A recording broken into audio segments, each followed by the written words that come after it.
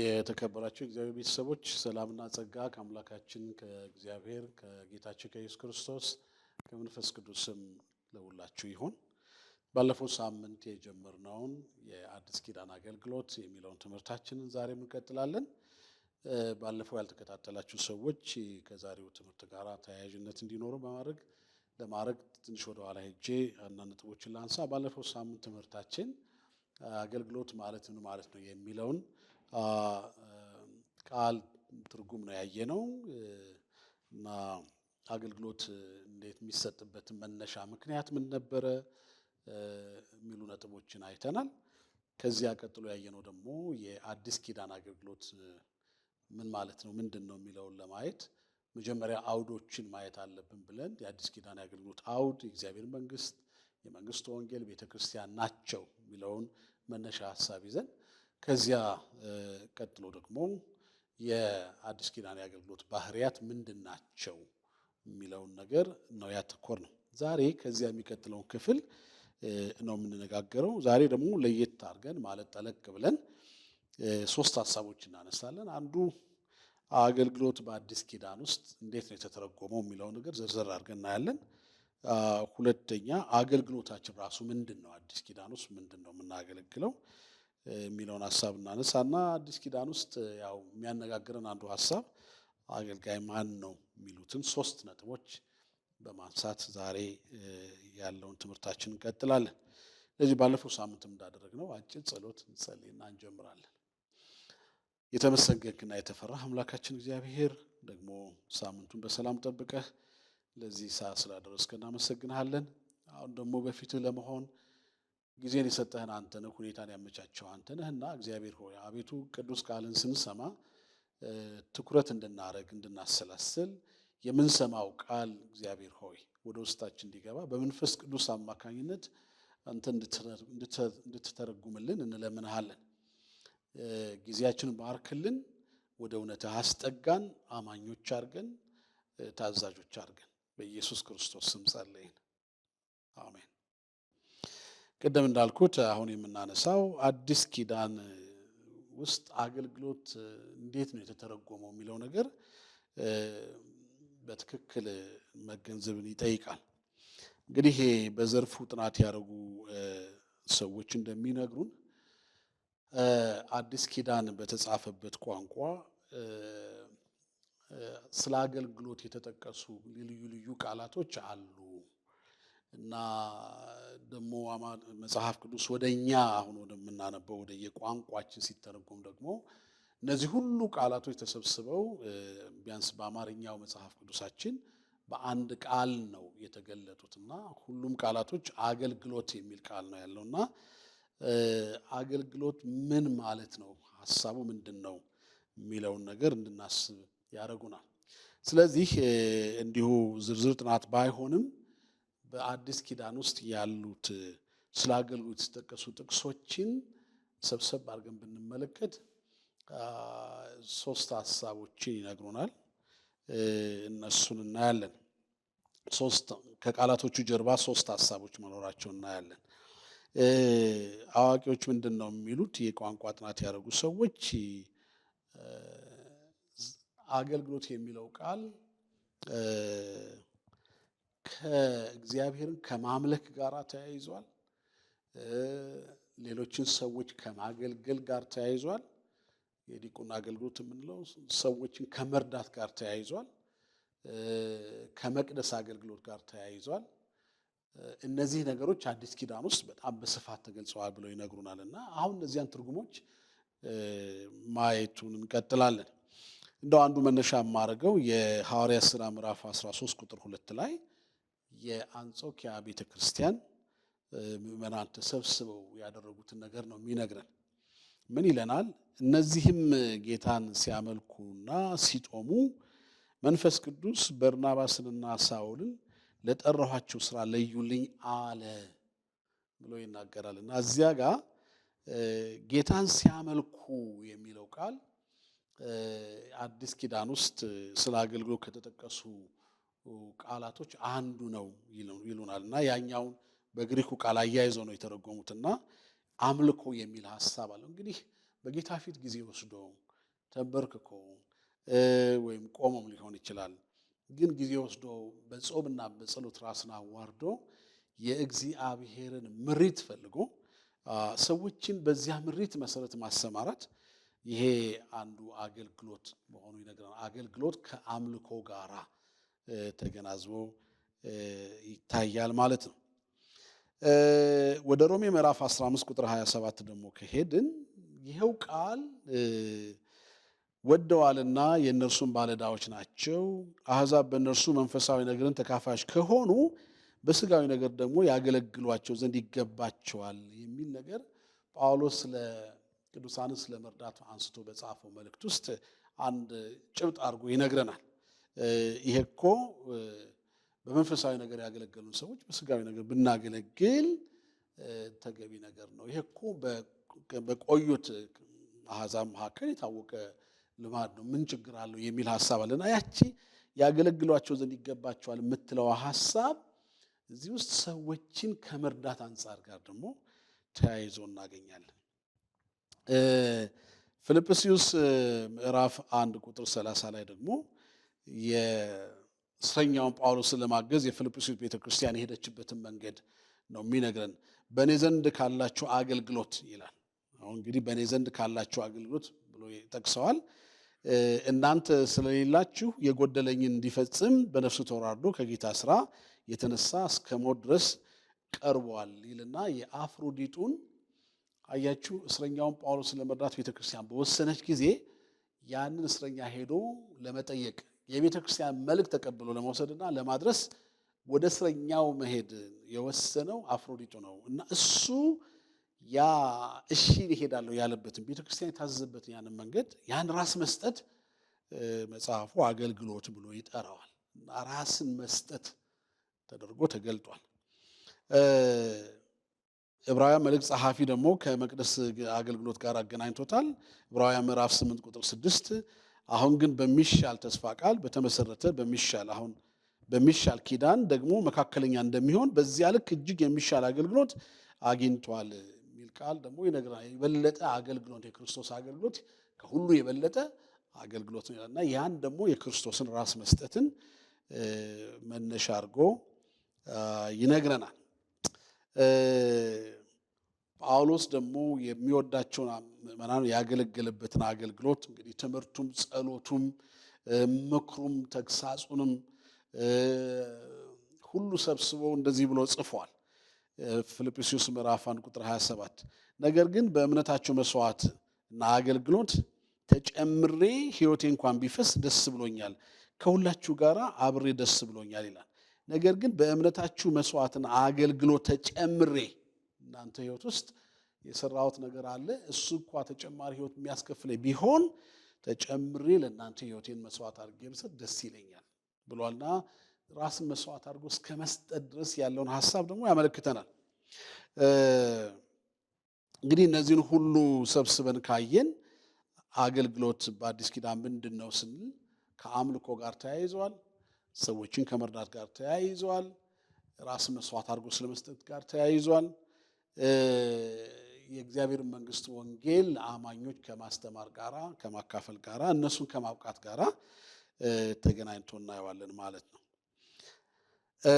በጣም አንድ እዚህ ላይ መጨመር በምፈልገው ነገር ደግሞ በተለይ ደግሞ የሌሎችን መርዳት የሚለው ሐሳብ ትንሽ አዲስ ኪዳን ውስጥ ሰፋ ያለ ስለሆነ እሱን ሐሳብ ላነሳ እፈልጋለሁ። በተለይ የሐዋርያት ሥራ ምዕራፍ 6 ላይ ሐዋርያት የእግዚአብሔርን ቃል በሚያስተምሩበት ጊዜ በቤተ ክርስቲያን ውስጥ በነበሩ ወንድሞች እናቶች መካከል በተፈጠረው የማዕድ አገልግሎት ሚዛናዊነት መጉደል ምክንያት ማጉረምረም እንደነበረ ተጽፏል እና ያንን ሐዋርያት የለዩበት መንገድ ሰዎችን ለማገልገል መንፈስ ቅዱስ የሞላባቸውን ሰዎች ምረጡ ብለው እነዚያን መንፈስ ቅዱስ የሞላባቸውን ሰዎች አገልጋዮች እንዳደረገ ይነግረናልና ይሄ በቤተ ክርስቲያን ውስጥ የዲቁና አገልግሎት የምንለውን አገልግሎት ሰውን ሌላው ማገልገል የጌታን ቃል ከማገልገል ጋራ ተያያዥነት ኖሮት እናያለን። ሐዋርያት ያስተምራሉ፣ ቃሉን ያገለግላሉ።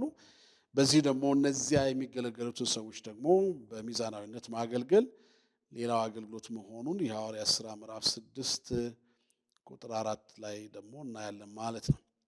እንግዲህ ይህንን ካል የአዲስ ኪዳን አገልግሎት እንዲሰፊ ከሆነ አሁን እኛ አገልግሎታችን ምንድን ነው? የአዲስ ኪዳን አገልጋዮች አገልግሎታቸው ምንድን ነው የሚለውን ነገር እሱን አንስተን ሁለተኛውን ነጥብ እንነጋገራለን። እንግዲህ የአዲስ ኪዳን አገልግሎት በዋናነት ባለፈው ሳምንት ትምህርታችን እንዳነሳ ነው የእግዚአብሔር መንግስት የወንጌል ቃል ቤተክርስቲያን በሚል አውድ ውስጥ ነው ያለው ብለን ስናነሳ መልእክታችን አንድና አንድ፣ አገልግሎታችን አንድና አንድ ሆኖ እናገኛለን።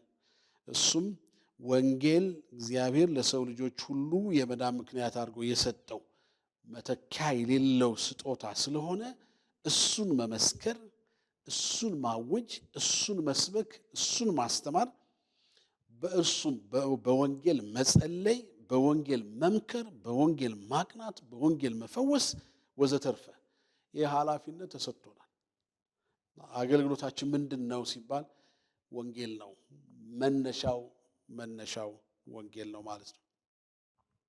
ስለዚህ ይሄንን እንዘምራለን። እንግዲህ ዘማሪ ብንሆን ዋናው ዘማሪነት የድርሰት ችሎታችን ሳይሆን የዜማ ቅንብራችን ሳይሆን እዚያ ዜማውና ድርሰቱ ውስጥ ያለው ነገር ወንጌልን የሚገልጥ ካልሆነ ዘማሪነት ያጠያይቃል ማለት ነው። በቤተክርስቲያን አውድ በሌላ አውድ ይቻል ይሆናል። በቤተክርስቲያን አውድ ግን ይጠይቃል። ምንጸልየው ጸሎት ጉልበታችን ረጅም ሰዓት ወስዶ ተንበርከን ጸልየን ምንጸልየው ወንጌል በሰው ልቦና ውስጥ በነፃነት ተቀባይነት እንዲያገኝ ሰዎች ወንጌል እንዳይሰሙ ሬዚስት የሚያደርገውን ክፉ ሐሳብ የተቃወምን ለወንጌል መንገድ ማስከፈት ካልሆነ ሰባኪ ወንጌል እንዲሰብክ ወደ ወንጌል እንዲያተኩር ስለሱ ምን ማድልድ ምን ቃትት ካልሆነ የጸሎት አገልግሎታችን ራሱ ያጠያይቃል ማለት ነው።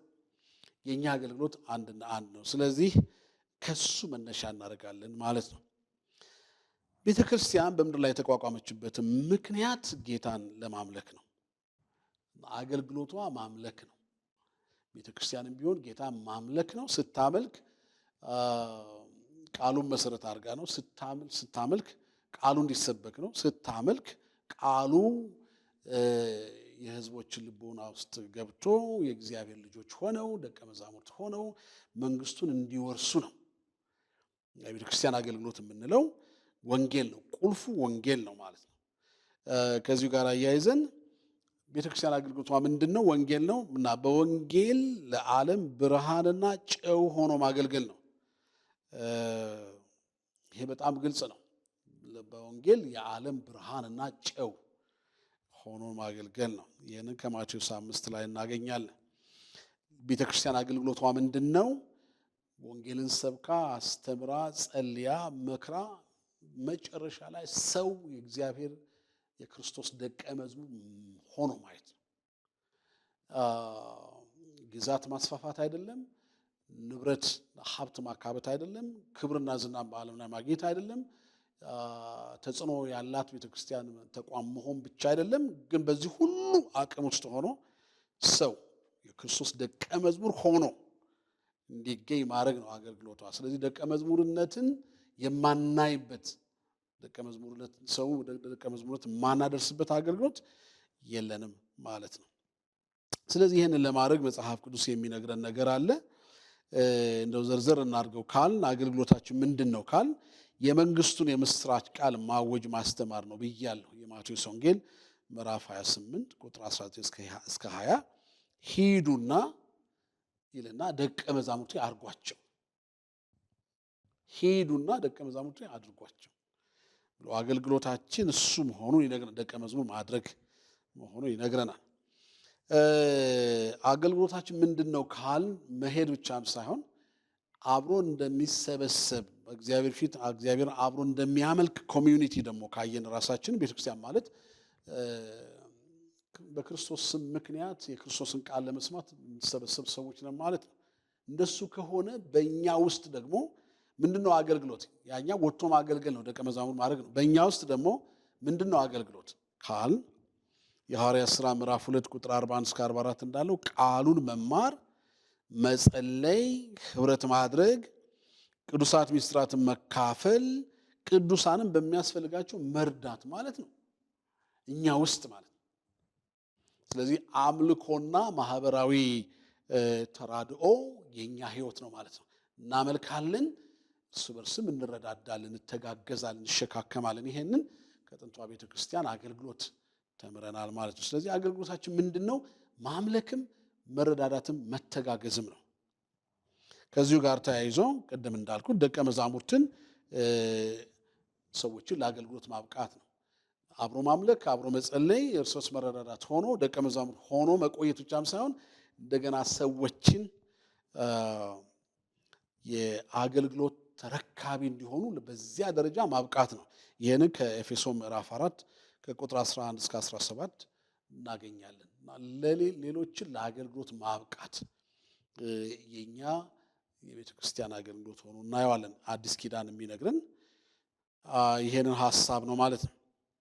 እንግዲህ ወደ ሶስተኛው ሐሳብ ልምጣና እሺ አገልግሎት ይሄ ከሆነ አገልግሎታችን ምንድን ነው ካል ይሄው ነው ካል አገልጋይ ማን ነው? አዲስ ኪዳን አገልጋይን ማን እንደሆነ ይላል ብለን እንጠይቅና መቼስ በክርስቶስ የሆነ ሁሉ አገልጋይ ነው ከሚለው ሐሳብ እንነሳለን። በክርስቶስ የተጠራ ሁሉ አገልጋይ ነው። ይሄ ጥሪ በመጽሐፍ ቅዱስ በግልጽ ተቀምጧል። የአንደኛ ጴጥሮስ ምዕራፍ 2 ላይ የምናገኘው ሐሳብ ይሄንን ነው። ከቁጥር 9 ጀምሮ ሁላችሁ የምታውቁት ቃል ስለሆነ ላምባው አንደኛ ጴጥሮስ ምዕራፍ 2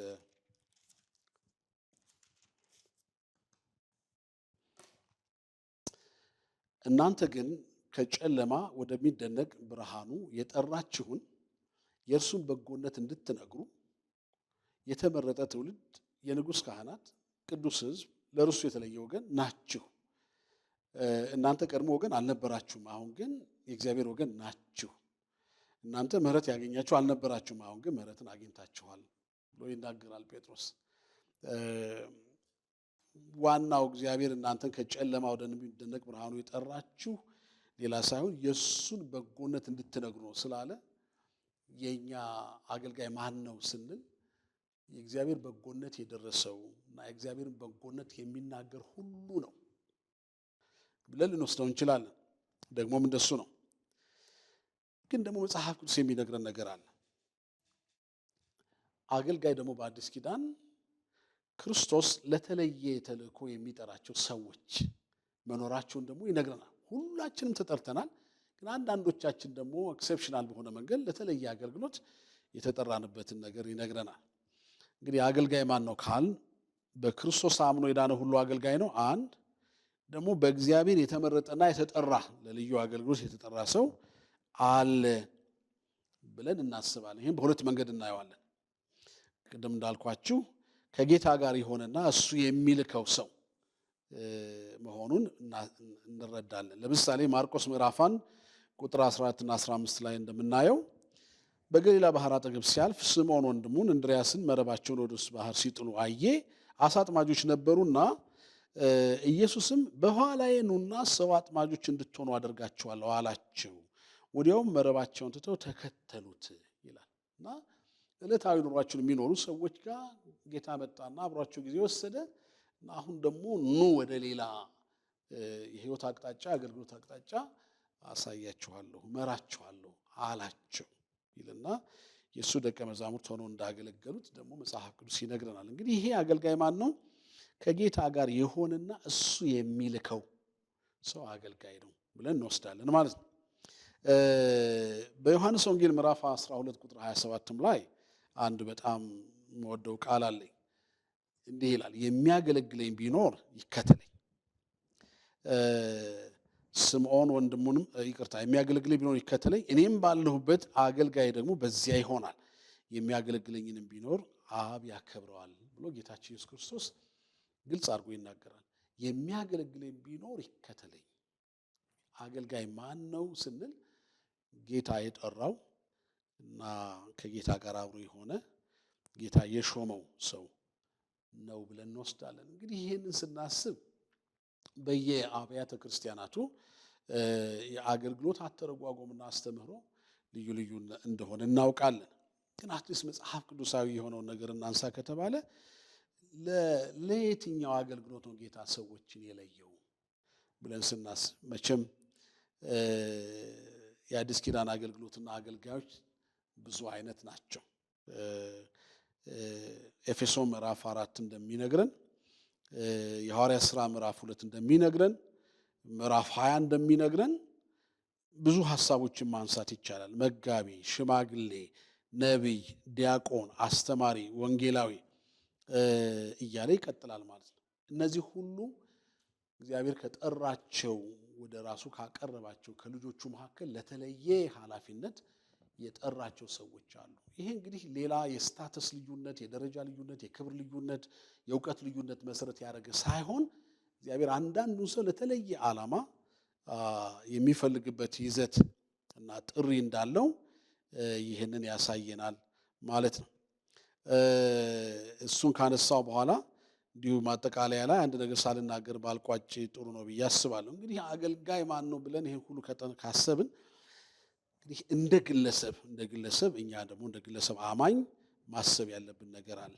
እኛ በአዲስ ኪዳን ውስጥ የጌታ ጥሪ በግል ወደኛ የመጣ እና ምናልባት ጌታ ሲፈልግ በራእይ ሊሆን ይችላል፣ በቃል ትምህርት ሊሆን ይችላል፣ በልዩ ሁኔታ ሊሆን ይችላል። በዚህ አገልግሎት ብሎ የተናገረን ሰዎች መሆን አለብን።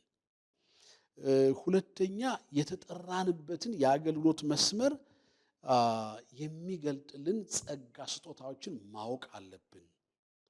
ተጠርቻለሁ ብቻ ሳይሆን ለምንድን ነው የተጠራኸው? እናንተ ውስጥ የተጠራህበት ጸጋ ለየትኛው ነው? መጋቢ ነህ ወይስ ሽማግሌ ነህ ወይስ ነቢይ ነህ ወይስ ወንጌላዊ ነህ? አንተ ውስጥ ያለው ጸጋ ምንድን ነው? የትኛው መስመር ላይ እንደሆንክ ያሳያል ተብሎ ቢጠየቅ ይሄ ነው ጸጋ የምንለውን ነገር እንድናስብ አቅጣጫውን ያሳየናል። ሌላ ደግሞ አገልግሎት አለን ብለን የምናስብ ከሆነ እንደ ግለሰብ እንደ ክርስቲያን ካስብ ደግሞ አይ ቲንክ ጠቃሚ ነው ብዬ የማስበው በጸጋችን የተገለገሉ ሰዎች ምስክርነት ያስፈልጋል። አሁን በሌለኝ ጸጋ ነብይ ነኝ ብዬ ብናገር ሰው ላሳምን እችላለሁ። እንግዲህ አንዳንዱ እንደሚባለው ከሆነ ነብይነት ከእግዚአብሔር መቀበል ብቻ ሳይሆን አንዳንድ ሰዎች ያልተቀበሉትን እንደሚሰጡ ይታማሉ። አንዳንዶቹ ጌታ ያላላቸውን ነገር እንዳሉ አድርገው ይናገራሉ፣ አቀራርበው ይናገራሉ፣ ፊት አይተው ይናገራሉ የሚሉ ሐሜቶች አሉ፣ ማለት ነገሮች አሉ። እንደሱ ከሆነ የኔ አገልግሎት የሚመሰክር ሌላ ሰው መኖር አለበት ማለት ነው።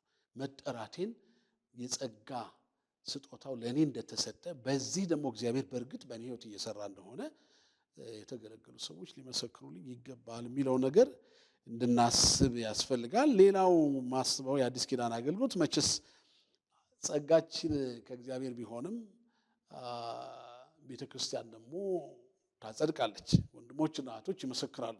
አንተ በዚህ በኩል አገልግለን ይላሉ፣ ይህን ጸጋ የተነባሃል ይላሉና በዚህ ዘመን ያለን አገልጋዮች ልናስብ ይገባል ብዬ የማስበው ነገር እንድናገለግላቸው የሚፈልጉ ሰዎች ቢጠሩን ይሻላል። ራሳችን ከምንጠራ ይልቅ ብንጠራ ይሻላል። እና የምጠራን ደግሞ ቤተ ክርስቲያን ነች እና ከጠራችን ደግሞ አገልግሎታችን በይፋ በግልጽ መሆን ይገባዋል ብዬ አስባለሁ።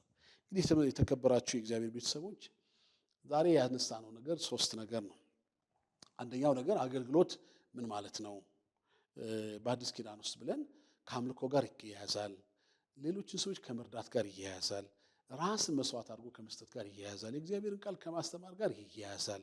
በጣም ሰፊ ሐሳብ አለው። ይህንም ከተለያዩ አዲስ ኪዳን አስተምህሮች አይተናል፣ መጽሐፍቶች አይተናል።